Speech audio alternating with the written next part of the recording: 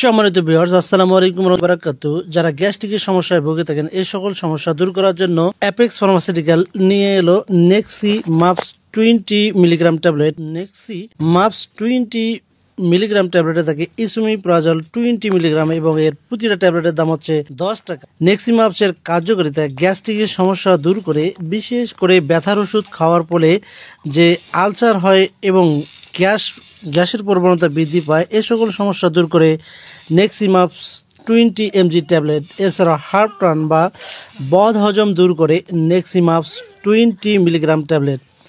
এছাড়াও এমন অনেকে রয়েছে যাদের বুক জ্বালাপোড়া করে, এই বুক জ্বালাপোড়া থেকে মুক্তি দেয় নেক্সি মাপস 20 মিলিগ্রাম ট্যাবলেট।